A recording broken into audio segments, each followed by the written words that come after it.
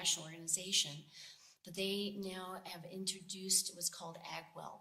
And so happy to get you all and anybody additional information about that program so that we make sure we take care of our farmers and ranchers and those who are a part of this whole food system. We are taking care of us. Right? So thank you. Thanks for sharing. And we know there's hope because there's lots of people like you who are there for us. And I really appreciate what you do to be that reach. Yeah, and care so much. And I'm really delighted to get a chance to introduce somebody who I've gotten a chance to see on Zoom, but from a distance. Sarah Carden, who is with us, flew in from New York to participate with us. She runs the Farm Action Fund. Has been really highly involved in organizing advocacy at the national level. And we're really lucky here in New Mexico, like Farm to Table, where we coordinate what's called the New Mexico Food and Agriculture Policy Council. So we get a chance to then work at the national level with people like Sarah and the work that you're doing. You help us learn how to advocate and do that together. So thanks so much for having me. So is this okay, everybody? It sounds very loud from my ear.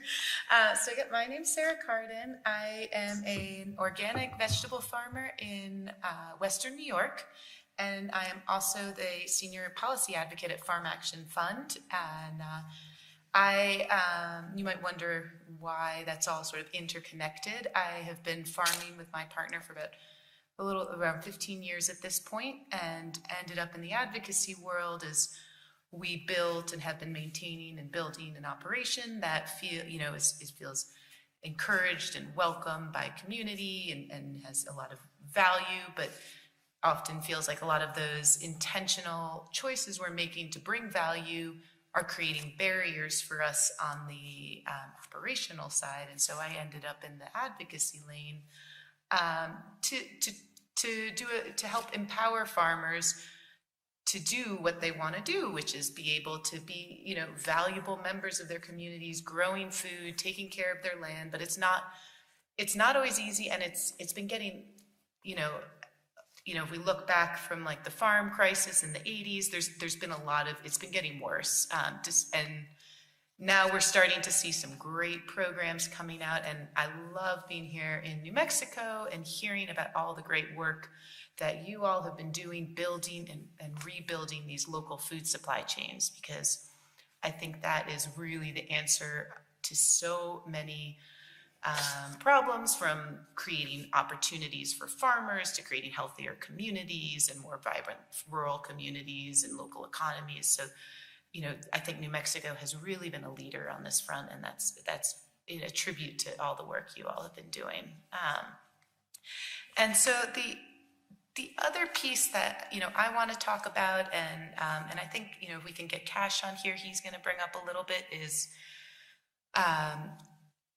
the shape of the farming world has changed a lot in the last couple of decades. We have seen, the latest census was just released, and it has just continued on in this trend of farmland consolidation, farm consolidation. We are losing farmers, we're losing farmland, we're particularly losing these smaller and mid-sized operations, and they're being gobbled, and they're sort of being absorbed by increasingly larger operations, and that creates an issue for resiliency. We all saw the empty food shelves in the pandemic. It creates issues for local economies, and so there's a lot of I think good reason and more attention being brought to this recently. And so to combat these trends, we really need to rebuild these local food supply systems because they've been eroded, and this work is incredible to creating these market pathways. The other things we need to do is really check the growing corporate control over our food and farm system, and that's been a big piece of what I've been working on. And so that's why I wanted to talk to you all today about the Opportunities for Fairness in Farming Act, which introduces really important safeguards to the federal checkoff program, ones which will really help return this program to its original intents and purposes of pooled research and promotion, and sort of stifle this trend of turning it into a financing tool for the corporate industrial agricultural agenda.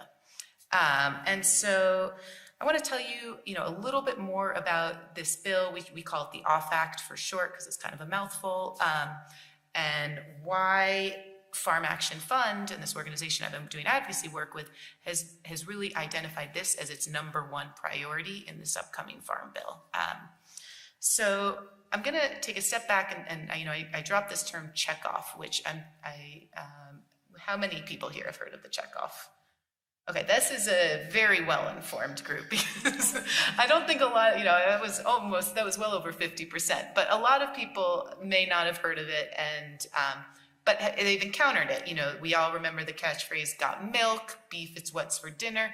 These are all checkoff funded campaigns, and it was a program originally established with very good intentions of a means for pooling resources for commodities, for research and promotion, basically through a per basis tax, per unit, per annum, per bushel, per weight, etc. So like for instance, in beef, it's for every for every head of cattle you sell, $1 gets paid into the checkoff program.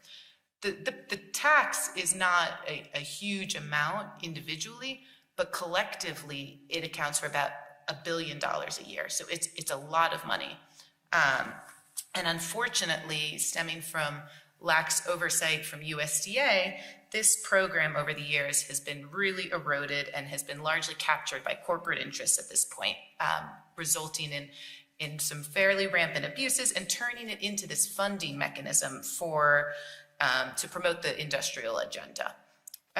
So that's where I want to talk to you about the OFF Act. So what does the OFF Act do? It's actually not all that radical. What the main thing the OFF Act does is create transparency and more accountability within this program. So these checkoff recipients are already required to publish budgets, but way too often we're seeing $7 million budgets published with 3 line items. It's just there's no transparency in where this money is being spent, and there's just far too many examples of audits revealing abuses in this spending, where whether it's going for executive vacations or whether it's going for other uses it's not intended. And so we just need more transparency and accountability on that. And when we're talking with $1 billion at stake every year, farmers deserve to know where this money is going and how it's being used. So one really simple thing the OFF Act does is it just requires that checkoff dollar recipients publish budgets, disbursements, and undergo periodic audits. Seems fairly simple, should not be threatening, but has stirred up quite a bit of controversy. Even more controversial is the second thing that the OFF Act does, which is to end conflicts of interest by prohibiting checkoff dollars from being contracted by organizations that lobby. So again, it's actually currently illegal to use checkoff dollars to lobby, but the problem is that these firewalls are just not being maintained well between when an organization receives this money and they're supposed to keep it separate and not use it towards its lobbying funds. Furthermore, they comprise a really significant portion of some organizations' budgets. And so not only are these funds being used illegally at times, not only are they being used questionably abusively for excessive salaries or corporate offices, but they're also being used to further and to really promote the brand of these organizations, which are then being used, and that really well-established brand is then used to apply pressure on Congress and promote its agenda. And often the problem is that this agenda is far too often not in the farmer's best interest, more often than we want to see. I mean, there's countless examples of really, we talked about the slogans. There's also another one like pork the other white meat. Guess what? Not all pork is white meat. And it's a really good example of how this funding is being used to really promote a very singular kind of production, a very specific model. And and farmers are being forced to pay into it, whether or not that's the model that they're using. And so that's really where we're coming in. Another example of what I'm talking about is National Cattlemen Beef Association, the NCBA. 70% of their budget, roughly, is comprised of checkoff funds. So they are very well-known, powerful organization. They often will talk about how they represent all the cattle farmers in the U.S., but they've been using these funds to really create an identity and to really leverage this identity for themselves, and then to do things like lobby against mandatory country of origin labeling and product of USA, which are very much in the interests of cattle producers. And so this is a real concerning for us. So you may wonder, why I'm here in New York Farmer. I flew across the country today to come, and I love New Mexico. So I will always use a good excuse to come here and just, even if it's for a brief trip. But also, Luana, I'm so glad that we have you here all today, because Senator Lujan is going to play a particularly important role in the sort of best pathway for the OFF Act to pass in this farm bill. And I don't want to get into sort of all of the political sort of maneuvering that takes, but his vote really carries a lot of weight. And so, we've got his staffer here today, so you can really chew his ear out.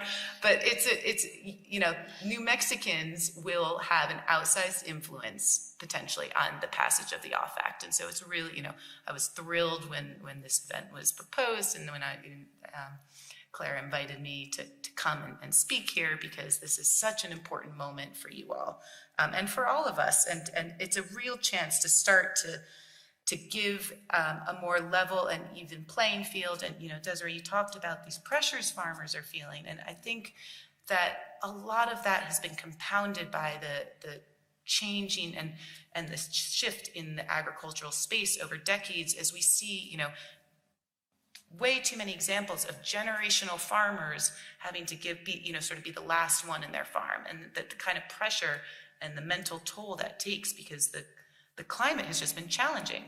So this is a really great opportunity, passing this OFF Act, to start to re-level that playing field, introduce some very basic levels of accountability, return the checkoff program to a tool that can be really useful for farmers. And so that was kind of what I wanted to talk to you about today, and thanks so much for having me, guys.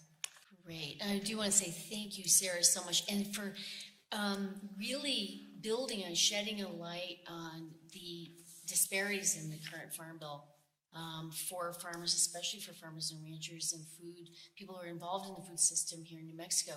Not one size fits all, number one. So a couple of things from what Sarah said while we're getting Cash on. Think about, like I said, traditional ranching here in New Mexico, the majority of, and yet we have an opportunity to keep more of it at home, because we're building out opportunities for our meat processing to be here in New Mexico, and especially if some things pass in this upcoming farm bill, they're going to really give our ranchers more opportunity. Right now, there are approximately 3 very large companies in the United States that are the ones that most of our cattle go to for processing. 3. And they were also some of the hardest hit during the pandemic on the workers.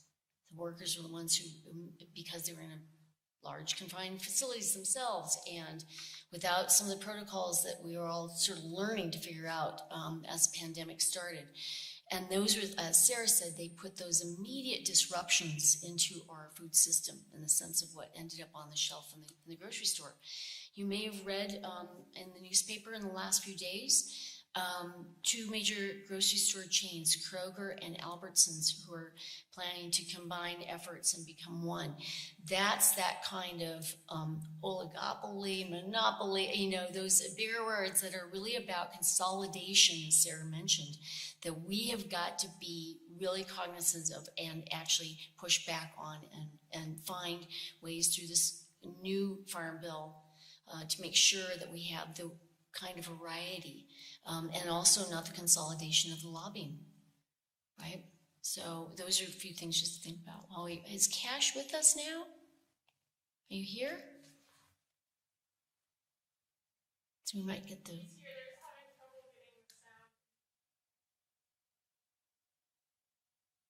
Okay, well, my name's Cash Carruth. I live in Bloomfield, New Mexico. I'm a small rancher. I'm a father of four. We run a couple hundred mother cows. I'm hoping y'all can hear me. I am in favor of the OFAC. I represent RCAF USA. And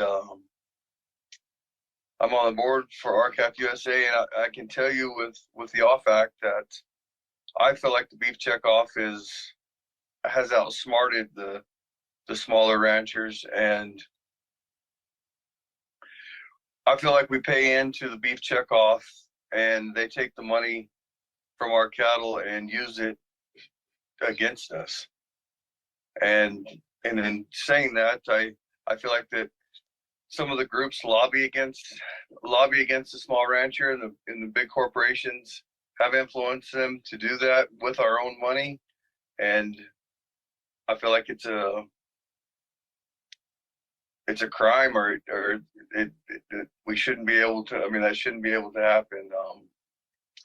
So as far as the OFAC is, the small ranchers right now are probably taking it harder due to some of the policies, which 5014. I think there's something going on right now with the Packers and Stockyards Act.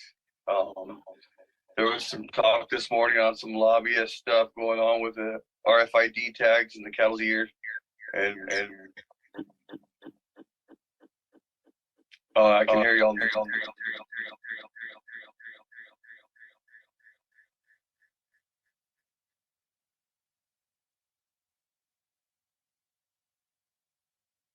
Can y'all hear me? Yeah. Okay. Well, I just feel like the OFF Act is the right thing for the small ranchers and farmers, and I feel like I'm not against the checkoff. I just think there needs to be more transparency. I think $52 million or whatever the NCBA gets a year is a lot of money for us not knowing how it's being spent. And every time cattle change hands, if I was to sell a set of calves to you and you were to sell them to somebody else, those cattle can generate $2 to $3. And we're killing 500 to 600,000 a week. So you can only imagine the amount of money that's adding up to, that the NCBA and affiliates are getting pretty much scot-free to spend however they want, with no one holding them accountable with where it's going. Can you make sure to tell Cash we so